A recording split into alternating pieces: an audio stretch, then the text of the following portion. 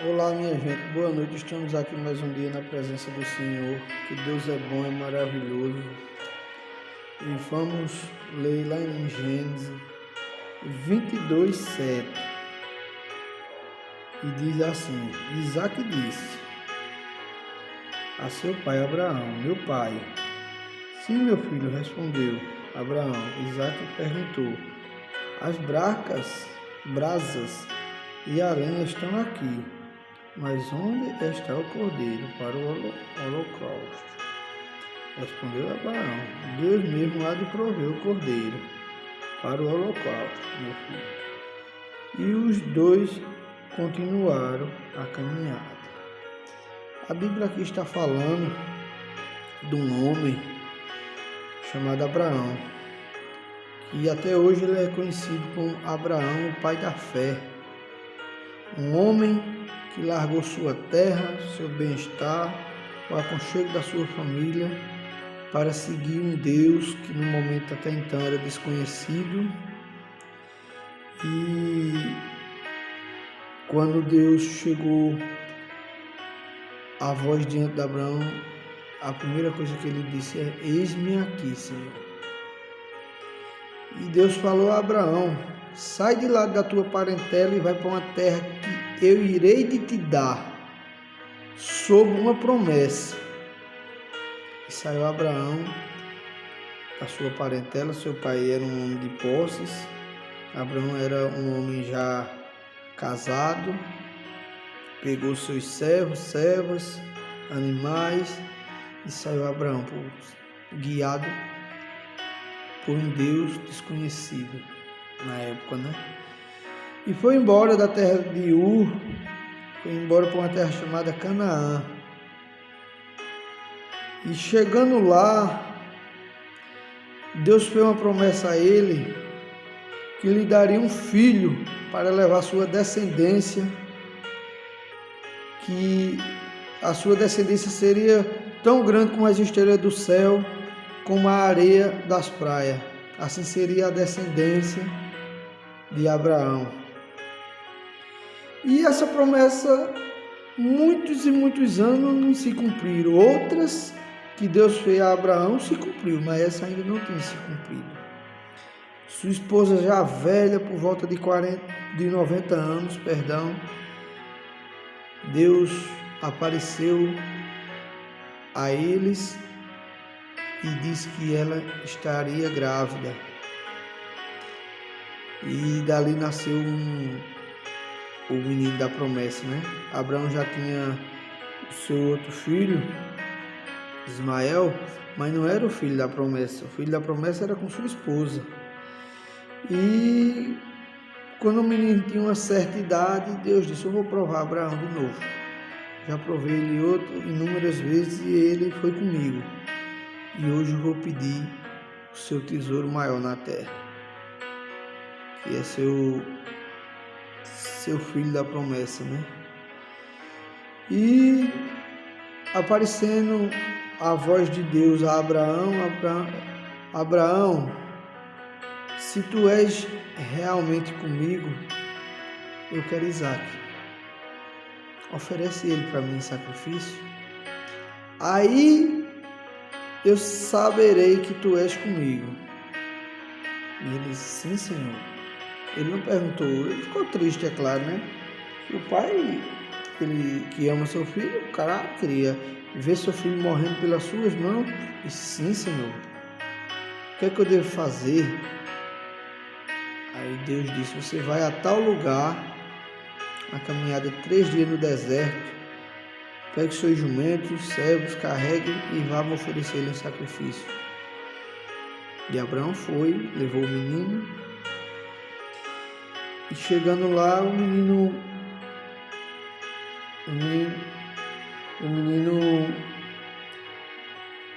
pegou e perguntou a Abraão: Cadê o cordeiro? Aí Abraão disse: Deus irá de prover. Deus irá de prover. E mais na frente, lá no versículo 9, vai dizer assim: Quando chegar ao lugar que Deus é de haver indicado, Abraão construiu um altar, sobre ele arrumou a lenha, amarrou seu filho Isaque e colocou-o sobre o altar, em cima da lenha. E então estendeu a mão e pegou a faca para sacrificar seu filho. 11. Mas o anjo do Senhor o chamou do céu. Abraão, Abraão. Ele disse, eis-me aqui. Respondeu ele, não toque no rapaz. Versículo 12. Disse o anjo, não lhe faça nada. Agora eu sei que você teme a Deus, porque não me negou o seu filho. Isso é um exemplo de fé, minha gente. Aí é um exemplo de fé. Um homem que viveu 100 tarará de anos, veio ser pai aos 113 anos, se eu não estiver enganado. Sua esposa 90 anos e ele continuou firme. Esperou aí por volta de 70 anos uma promessa se cumprir na sua vida. E na hora que a promessa se cumpriu, ele não negou a Jesus. Ele não negou a Jesus. E naquele momento, penso eu, Deus disse, hoje Abraão, eu pedi teu filho, tu não me negaste. E tua descendência vai ver eu dando um cordeiro. E esse cordeiro vai ser meu filho. Por volta de 2000 anos na frente, nasce um cordeiro na cidade de Belém, do ventre de uma virgem. Nasce um cordeiro. Não sabendo Abraão, que esse cordeiro que estava por vir era o próprio Filho de Deus, Jesus, o Cordeiro de Deus. Deus pegou seu único filho, lançou-lo ao mundo, ele pregou, ele salvou, ele curou, tirou doenças. Quando teve de ser firme, ele foi firme, sofreu, carregou uma cruz que não merecia, foi cuspido, humilhado, pisoteado, chicoteado, furado, deram vinagre a ele em vez de água, sacrificaram o Cordeiro de Deus. O próprio Deus deu seu filho em sacrifício. Agora, para que esse sacrifício? Para salvar a mim e a você, para salvar a alma do arrependido. A Bíblia fala que há mais festa no céu quando um pecador se converte, porque 1000 que não peca, porque aqueles dali, o mundo dá por perdido. Que não peca não, que não tem quem não peca, né? Mas 1000 que já esteja salvo, né? Aqueles dali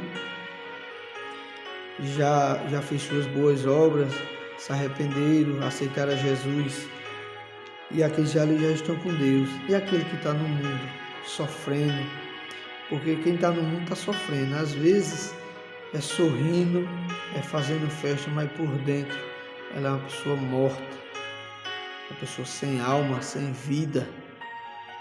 Aí Deus deu o Cordeiro para pagar meu pecado e o teu. A partir do momento que nós se arrependemos, somos fiel a Ele. Não existe outro ser, digo eu até hoje, que nem Abraão, que deu seu filho em sacrifício. Mas na hora Deus reconheceu, disse, não estenda a mão sobre o menino. E o cordeirinho lá, ó, já está esperando amarradinho. Quem foi que amarrou? Nem foi eu nem você não. Foi o próprio Deus. Amarrou lá no cantinho. Aquele cordeiro já estava lá. Quando Isaque e Abraão chegou, Deus já tinha providenciado o cordeiro. E aquele próprio cordeiro que estava lá, simbolizando ali a aliança de Abraão com Deus, 2000 anos depois, teve lá novamente, que é Jesus. Jesus veio como se fosse uma aliança de Deus com nós. E hoje, vê como o mundo está perdido. Tanta gente aí mal nesse mundo, tantas crianças morrendo, tanta fome,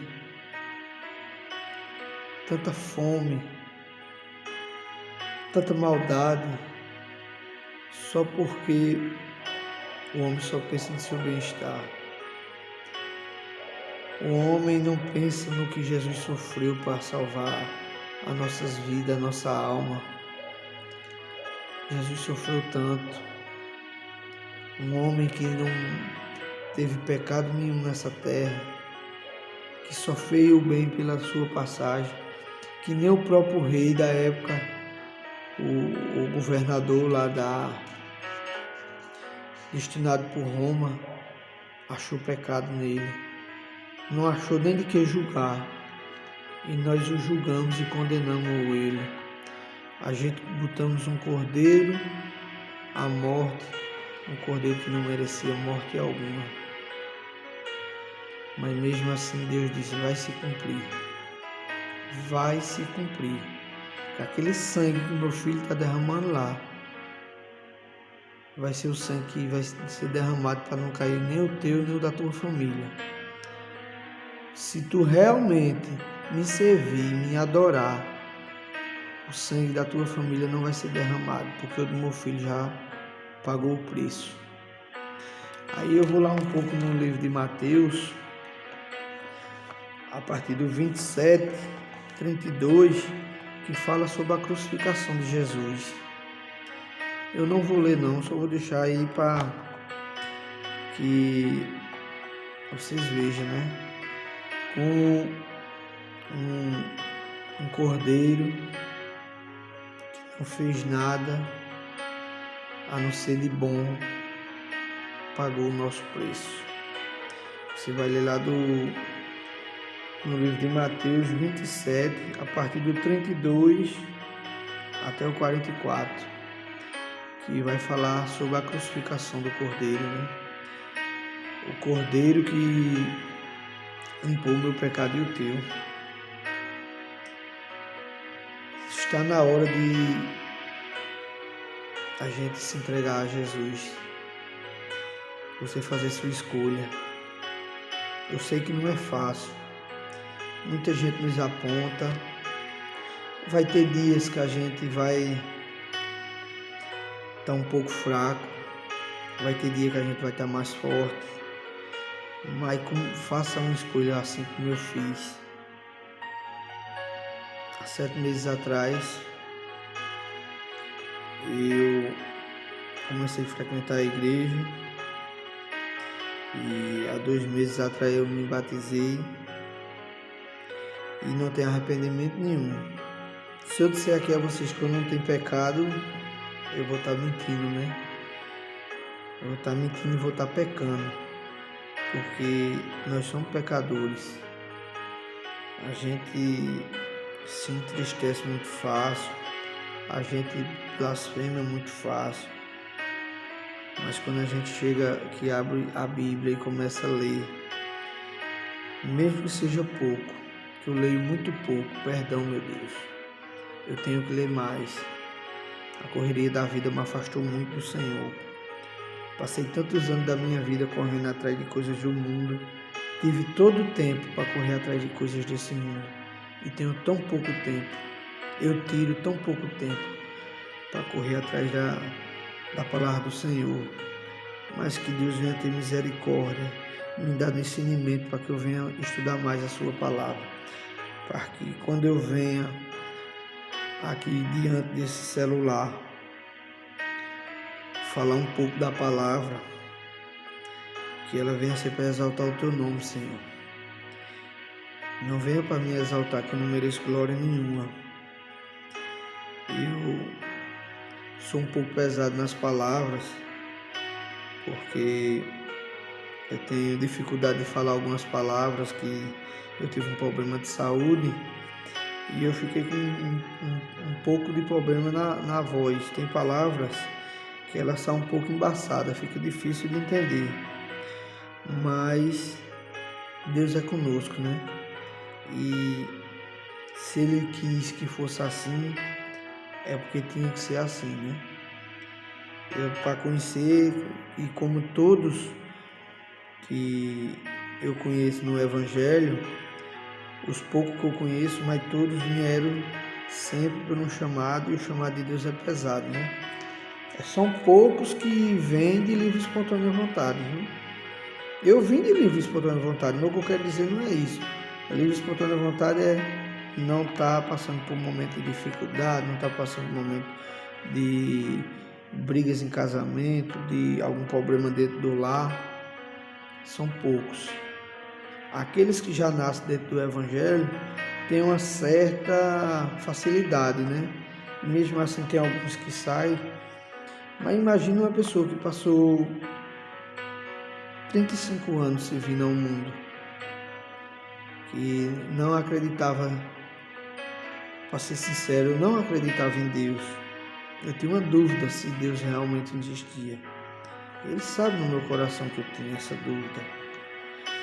E pela sua infinita misericórdia, Ele disse: eu não vou perder ele. Eu não vou perder. Quando minha esposa dizia, há anos atrás, quando ela sempre, desde o começo que eu estou com ela sempre, entre idas e vindas, ela sempre buscou a igreja para de lá ser uma, como é que se diz, ser uma plataforma para chegar mais próximo de Deus, né? Que a igreja ela é uma plataforma para nós chegar mais próximo do Senhor. E eu zombava dela, né? Zombar dos evangélicos.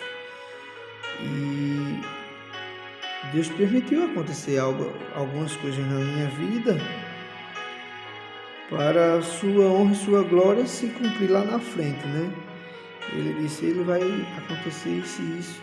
Já que ele não quer vir pelo chamado da sua esposa, eu vou chamar do meu jeito. Vou chamar do meu jeito. E o jeito dele, se você tiver a oportunidade de ir antes que Deus lhe chame de verdade, vá. Se você tem o coração aberto para a palavra, tem vontade de conhecer a palavra, procure uma igreja. Não se importe com placa. Procure uma igreja que você se sinta bem. Aquela placa lá ali só está servindo ali para marcar o ponto. A verdadeira igreja que você deve buscar é aquela que você se sente bem. Aquela que você está buscando e adorando com paz. E Deus me chamou, né? Aconteceu alguns problemas de saúde na minha vida, problemas no meu casamento, na minha vida financeira, em tudo. E eu vim entender que não tem dinheiro, não tem filhos, não tem esposa que tampa o vazio de Deus. Abraão não tinha esse vazio.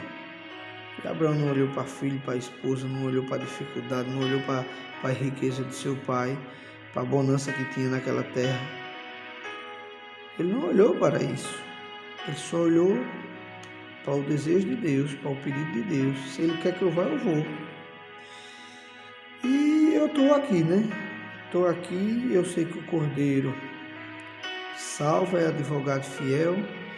E por mais que eu seja pecador, eu não consigo viver. Eu não consigo sair de casa de manhã se eu não fizer uma oração. Ou escutar, né? Na realidade, eu oro muito pouco, perdão dizer pela manhã, mas eu não saio sem escutar uma oração. Às vezes eu tenho algum compromisso, tenho que sair cedo, e às vezes que eu saí sem escutar uma oração, o dia não foi bom. E hoje eu não atento a meu Deus. Se o celular estiver pegando, eu saio escutando a oração junto comigo. Mas o certo é não sair. O certo é escutar a oração. Hoje eu oro no mínimo 2 vezes ao dia, 3 vezes. Para quem não acreditava em Deus, é um verdadeiro chamado, né? E vamos fazer uma oração para que Deus receba essa oração, meia-noite em ponto. A hora que Deus quebra toda maldição nas nossas vidas, é essa hora. Mas é uma hora abençoada da gente orar 6 da manhã, 6 da noite e meia-noite. Vamos orar e meio-dia também, né? São 4 horários. Se você puder orar esses 4 horários, ore. Vamos agradecer a Deus por essa palavra. Querido Deus, Pai amado, Senhor, eu quero te agradecer, Senhor, por esse dia que está se encerrando, por mais um dia que esteja começando, Senhor. Que esse dia de hoje venha ser abençoado, assim como foi o dia de ontem. E que o Senhor venha, Senhor, me dar um pouco da fé de Abraão, Senhor. Para aquilo que o Senhor me peça, eu venha a fazer, Senhor, sem pestanejar. Porque eu sei, Senhor, que a recompensa é grande. E a recompensa que eu estou falando não é, Senhor, dinheiro. A recompensa, Senhor, é o altar celestial, Senhor. Que lá a gente vai estar te adorando e dizendo santo, santo, santo, santo. Lá não vai sentir dor, lá a morte não vai andar, Senhor. Fome não vai existir, Senhor. Lá não vai haver hospital, Senhor. Não vai haver farmácia. Não vai haver médico, Senhor. Que o único médico que já tem é o Senhor, que estará lá conosco, Senhor. Que nos cura de tudo, Senhor. Estou sentindo a Tua presença aqui diante de mim, meu Pai. Me perdoa pelas minhas falhas, pelas vezes, Senhor, que eu duvidei de Ti, Senhor. Muito obrigado, Senhor, por ter me dado a oportunidade de eu estar orando esse horário, Senhor, e sentindo a Tua presença aqui nesse vídeo, Senhor, que eu estou gravando, Senhor. Venha servir para algumas pessoas entender, Senhor, que não é nada assim a gente ter Deus. Que quando a gente for chamado, a gente tem que obedecer. Não se ligue para dinheiro, não ligue para bens materiais. Se Deus disser que você tem que vender tudo, venda e busque a Ele. Se Ele disser você vai sofrer, sofra por Ele. Se você vai passar fome por mim, passe fome por Ele. Se Ele lhe pedir algo, dê a Ele.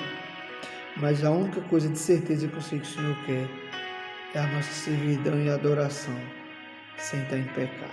Muito obrigado. Que Deus abençoe a vocês e até o próximo.